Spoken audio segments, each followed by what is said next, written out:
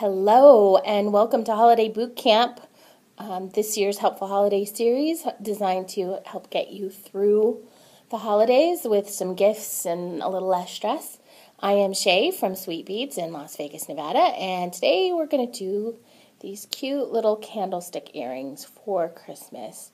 Just like the little candle you would put in the window, we're going to make little earrings to go with it. And I'm going to give you a supply list, or of course you can pick up kits at Sweet Beads.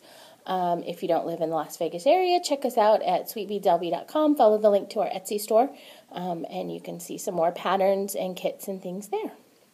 So what we need to make the earring are some delicate seed beads, and I am using off-white AB. You need some 6mm daisy spacers. These are tiara cast. We are using a 4mm Swarovski crystal in sunflower and some ear wires. And then, of course, you need a needle and thread because we're going to do a little bit of bead weaving today. So the candlestick part is done in peyote stitch. So I'm going to give you a quick how to do peyote right up front. So what we want to do is put a stop bead on the end of our thread. To do that, I'm just picking up a different color bead. Bring it down to the end of my thread. You don't need to leave much of a tail. And then I'm going to run right back through that same bead again. You can see I've just made a giant loop, okay? And pull that through. And what that does is create a stop bead. That means I can move this boop, a little bit that way, boop, a little bit that way, but it'll keep my beads from falling off the end of my thread. And I'm going to pick up 12 beads. When we start peyote, we always pick up 2 rows worth of beads at once. And since this is going to be 6 rows high, or 6 beads high, I'm going to pick up 12 beads. So there's 4, 6, 10, 11, and 12. So that's the length of our, it's the length of our little candlestick. And I'm going to bring these all the way to the end of my thread. So that's rows 1 and 2. Remember I said we always pick up 2 rows worth of beads when we start peyote. Now this is row 3, and this is the row that I call pick one, skip one. And what that means is we're going to pick up a bead, skipping that last bead that we put on, and I'm going to go through the next bead. So skip that one and pass through that next bead right there, okay? And when I pull it through and pull it tight, what we want is for those 2 beads now to be sitting, I don't know if we can see it, there it is, like 2 little soldiers right next to each other. And we're going to complete that for the length of the row. We're picking up a bead, skipping the next bead, we're ignoring the one we came out of, skipping the next bead, passing through the following bead. 2, pick one, skip one, there's 3,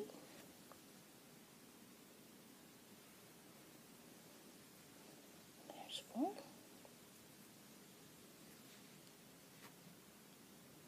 there's 5,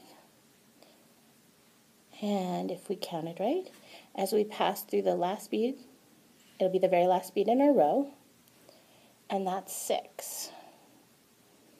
Okay, and again, if everybody is sitting the way we want them to, just like that. So you can see we've got 1 and then 2 and then 1 and then 2, and this creates the technical term that I call it the sticky outie bead. You can see that bead sticks out so that when I pick up my next bead, from now on, this is how we do peyote. We pick up a bead and pass through the sticky outie bead, and I'm going to technically patent that term. Again, picking up a bead, passing through the sticky outie bead, and as we do that, it creates our next row of sticky outie beads.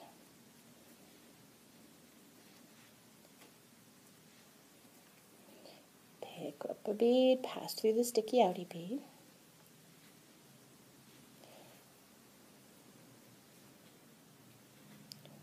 all the way to the end of the row.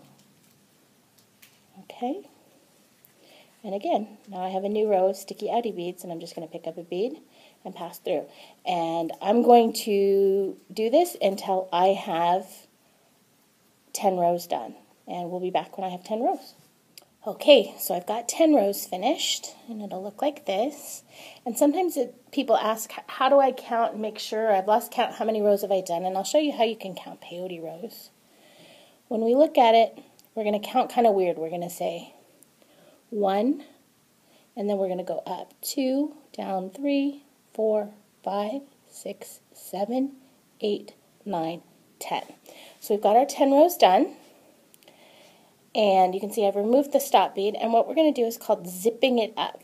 And what happens, if you can see, is that this bead sticks out, and then this bead sticks out. So what we're going to do is literally zip them together, just like you're zipping up your pants. We're going to go through the first bead, and then out that second bead. And then back and forth. So I started on the left and then went to the bead on the right, and I'm going to do that all the way up.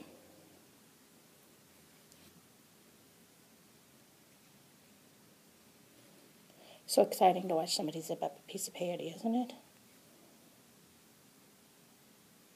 But again, just going back and forth. And because we did the right number of rows, the little teeth line up just like the teeth on a zipper.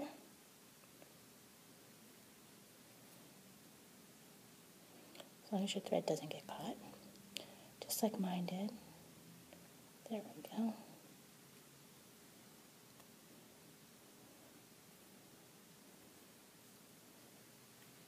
And you can see I've got a little knot in my thread. A lot of times with Firelight, it's not a knot, it's just a little kinky place. So if you kind of loosen it up with your fingers and then gently pull it apart, gently, gently, gently, boom. It wasn't really a knot, and you can see there's no knot in my thread now.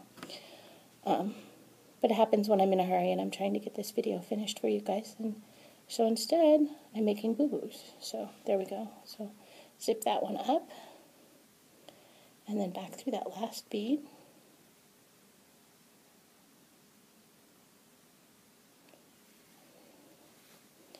And then so it's basically zipped up.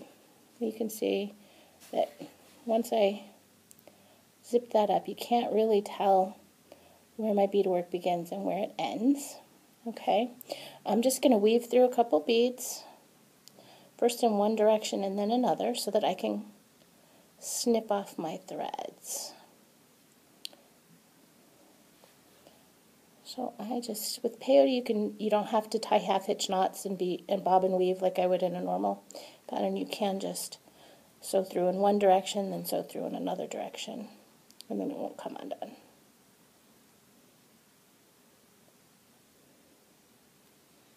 Okay, so there, I've done that, and I'm just going to take, this is thread zap, so I guess I should hold it that way, and you just press the button, hold it close to your work, and then it'll trim your thread off very close, so you won't see any thread sticking out. And I'm going to take my tail off too.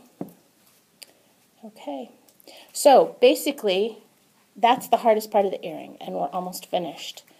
The rest of it's going to take about 15 seconds. Let's start timing it, okay? So you're going to take one of your head pins. In case I forgot to mention it earlier, you need 2 head pins.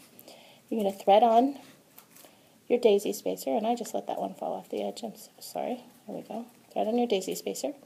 Thread on your candlestick.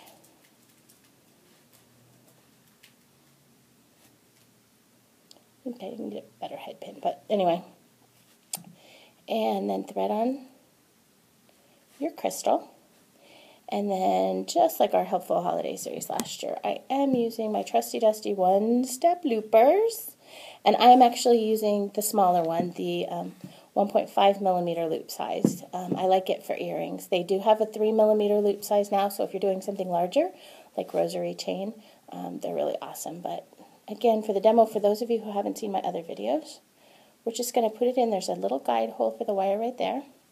We're going to thread it through until our crystal is flush over here on the side. Okay, everybody's all nice and happy. And then just gently press. You can see it cut my wire off. going to give it just a little bend back. There's my little loop. And I forgot to bring my pliers over to the table, but I would then close the loop on my candlestick onto my ear wire, but I forgot my pliers, so you guys will just have to trust me that I closed the loop on that one, just like I did on this one. And there are your cute little candlestick earrings ready for holiday gift giving. So welcome back to Holiday Boot Camp. Check out our YouTube channel.